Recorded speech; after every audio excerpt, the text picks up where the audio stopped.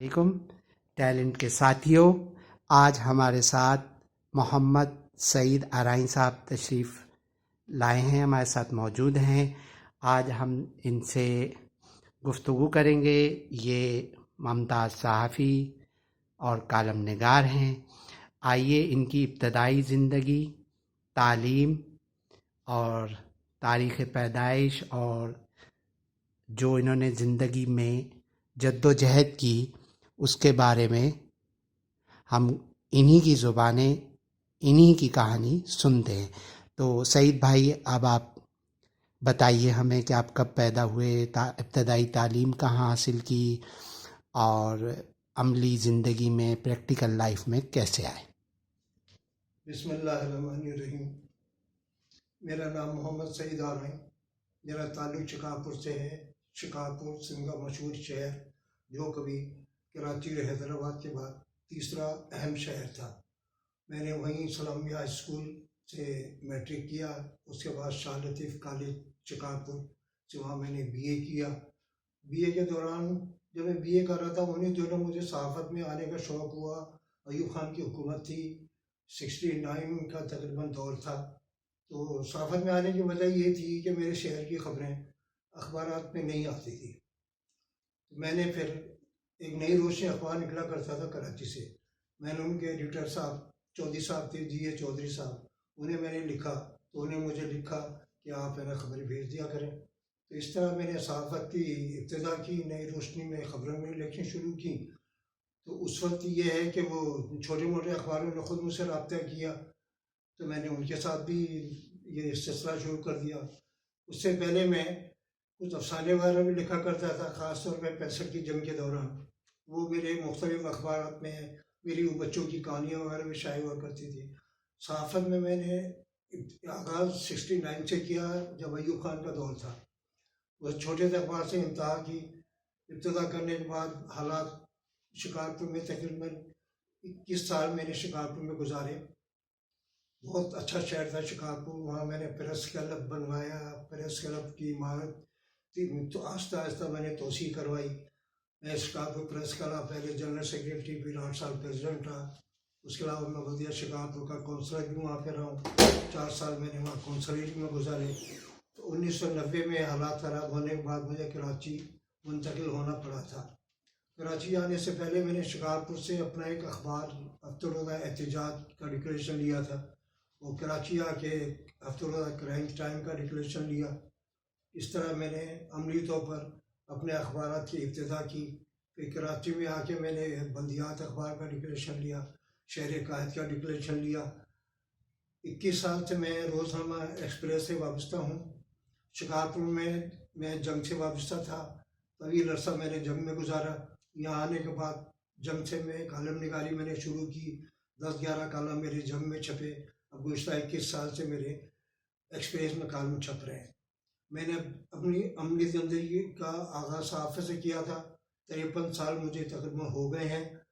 इस अरसे में रोज़नामा अखबार की सहाफ़त के अलावा मैं यहाँ पर मेट्रो टीवी से भी मुंसलिक रहा हूँ। सच टीवी पे भी मैं प्रोग्राम मेरे होते रहे, बतौर मेहमान मुझे बुलाया जाता था। मेट्रो टीवी पर भी मुझे बुलाया जाता था, वहाँ भी मेरे बहुत से प्रोग्राम हुए। मेट्रो टीवी भी मैंने तकरीबन 7-8 साल का अरसा गुजारा है। लेकिन अब कोरोना के बाद से मैंने ख़ुद को महदूद कर लिया है। एक मेरा अपना अखबार है रोज़नामा बल्दियात, उससे मेरा वास्ता है, या रोज़नामा एक्सप्रेस मेरा वास्ता है। यहाँ तक मैंने अपनी सहाफ़त की ज़िंदगी को महदूद रखा हुआ है। अच्छा, ये बताइएगा कि आपने अपने 50 साला सहाफ़ती दौर में मुख्तलिफ़ हुक्मरानों के अदवार देखे। अच्छा, किन लोगों से आपकी अपनी सहाफ़ती ज़िम्मेदारियों के सिलसिले में मुलाकात रही? उनका रवैया कैसा था? या उनके हवाले से कोई अच्छा अहम वाक़या हो, दिलचस्प वाक़या हो, या कोई इसी तरह की कोई और बात जो है वो हमारे साथ शेयर करना चाहेंगे? 1982 में जब पूरे मुल्क में MRD ARD की तहरीक चल रही थी, तो सदर जनरल ज़िया-उल-हक शिकारपुर में आए थे हाजी मौला बख्श सुंगरो के वफात पर आज़ारिया ताज़ियत के लिए।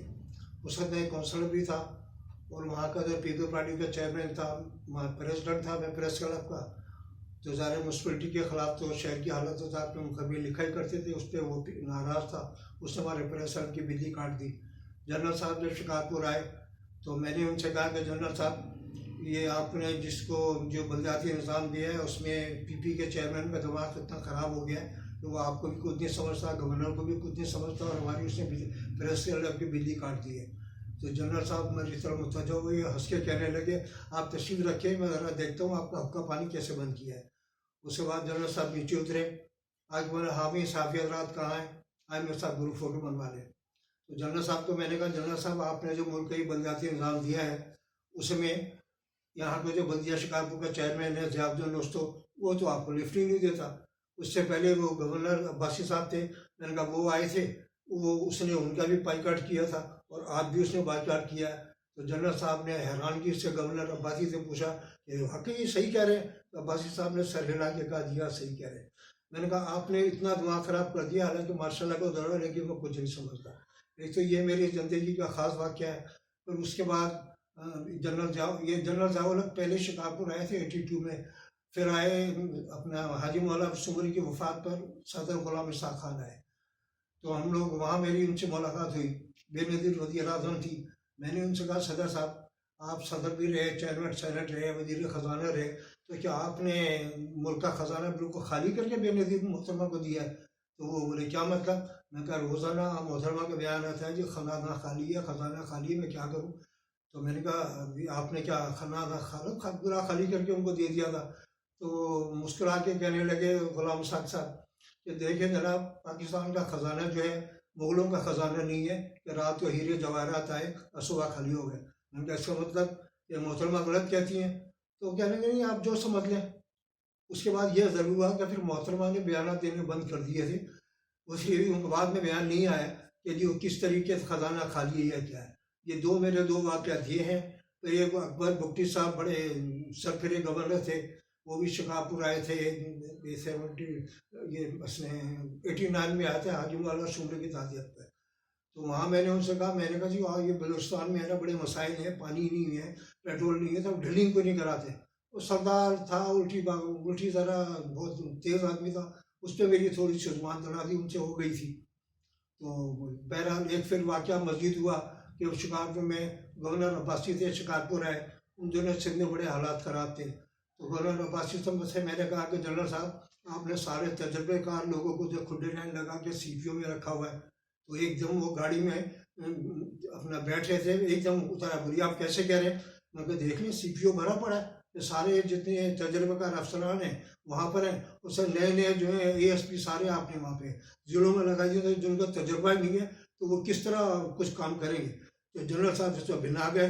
पीछे एक मेरे दोस्त एसपी थे इसराइल खान, वो मुझे इशारा करते रहे कि फौजी गवर्नर है, क्यों उनसे पंगा ले रहे हो?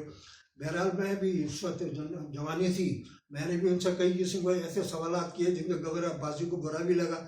लेकिन बाद में फिर वो शहर के बाहर एक तकरीब में गए, जब वो वहाँ से रुखसत होने लगे तो मेरे कंधे पर हाथ रख के कहने लगे, तो आप तो जवान हैं, आपको गवर्नर इन नौजवान अफसरान को प्रमोट करना चाहिए। मैंने कहा लेकिन तजुर्बा अपनी जगह है, नौजवान अभी भर्ती में इनको पता ही नहीं, जो लोगों ने सारी उम्र गुजार दी है उनसे भी उनके तजुर्बा से फ़ायदा उठाएं। तो हंसते हुए वो गाड़ी में बैठ गए। ये कुछ ऐसे वाक़यात हैं जिसको ख़ास तौर पे मैं हमेशा याद रखूँगा। अच्छा ये बताइए कि जब अपो सियासतदान, कोई भी सियासतदान मुल्क का अपोजिशन में होता है तो वो बहुत ज़्यादा यानी कि अवामी हकूक़ का तर्जुमान बन जाता है, सहाफ़ियों के हकूक़ की तर्जुमानी की बात करता है। लेकिन जब वो इक़्तिदार में आता है तो उसका रवैया यकसर तब्दील हो जाता है। तो आपको इस हवाले से कोई ऐसी बात, कोई वाक़या या रवैया याद हो आता हो अपनी तवील सहाफ़ती ज़िंदगी में, तो वो भी शेयर कीजिएगा। सहाफ़त के 53 सालों में खासा अर्सा मैंने शिकारपुर में रिपोर्टिंग की, वहाँ बहुत से हुक्मरानी से वास्ता भी पड़ा। असल बात यह है कि हमेशा से मीडिया वालों का अपोजिशन से ताल्लुक़ करीबी होता है। जबकि हुक्मरान हमेशा ये चाहते हैं कि उनकी सिर्फ तारीफ लिखी जाए, उनको कोई गलत पहलू उनका ना दिखाया जाए। वो उनके लिए गलत होता है लेकिन आवाम के लिए सही होता है। अगर जैसे ही उनको कोई ऐसी बात की जाए उनका मुंह चढ़ जाता है, बहुत बुरा लगता है। इसमें जितने भी हुक्मरान गुजरे हैं, मैं उस लिहाज से जनरल ज़िया-उल-हक को अप्रिशिएट करूँगा कि जनरल ज़िया-उल-हक से मेरी एक बार लाड़काने में भी मुलाकात हुई, सखर में भी एक बार मुलाकात हुई, लेकिन उनमें ना तकब्बुर था और ना वो साफियों के सवालात का बुरा मनाते थे। हालांकि कहते हैं वो फौजी जनरल जो होता है वो बहुत साफियों के खिलाफ होता है, लेकिन मेरा 2-3 दफ़ा जनरल ज़िया-उल-हक से वास्ता पड़ा। मैंने तो उनको महसूस किया तो साफियों के कोई इतने खिलाफ होंगे, लेकिन बज़ाहिर उनका रवैया साफियों बड़ा अच्छा होता था, बल्कि हंसी मजाक वाला होता था। मैंने एक शिकारपुर में जो जमीयत उलमा इस्लाम वालों का जुलूस निकाला था, फौजी दौर में सदर के खिलाफ कोई नज़म वगैरह कहना, कोई गाना वाना कोई आसान नहीं था। उससे JUI वाले के खुलेआम वो उसकी मरने की दुआएं करते थे, एक नज़म पढ़ा करते थे। ये सारी बातों का उसको पता था जनरल साहब को। जनरल साहब को हमने ये कहा कि मैंने कहा आप ये जो बलदियाती निज़ाम में जितने भी पीपल्स पार्टी वाले अहदेदार हैं वो तो आपको कुछ समझते ही नहीं है, आपकी कोई फिक्र ही नहीं किसी किस्म की।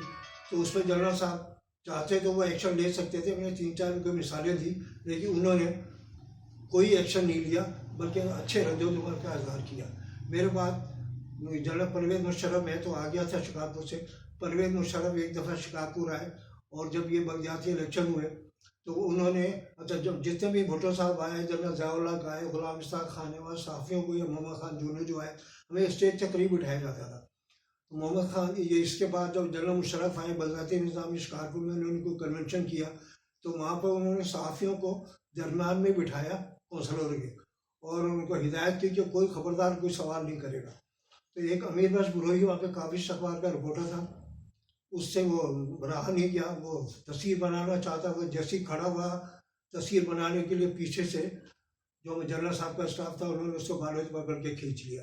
यानी जहाँ जनरल ज़िया-उल-हक से इस तरह घुल मिल के बातें कर रहे थे, परवेज़ मुशर्रफ को ये मैं देखा कि उसने सवाल कर तस्वीर बनवाने भी गवारा नहीं की, उसको फ़ौरन बिठा दिया गया। हालांकि दोनों फौजी जनरल थे, दोनों को आमिर कहा जाता है, लेकिन जनरल ज़िया-उल-हक के मुकाबले में हम इस बात का अप्रिशिएट करेंगे जनरल परवेज़ मुशर्रफ के ने जो बलदियाती निज़ाम दिया था, पाकिस्तान का वाहिद बलदियाती निज़ाम था जो बाख्तियार था, जिसमें नाज़मीन माली तौर पर, इंतज़ामी तौर पर बाख्तियार थे, कोई किसी की मोहताजी नहीं थी।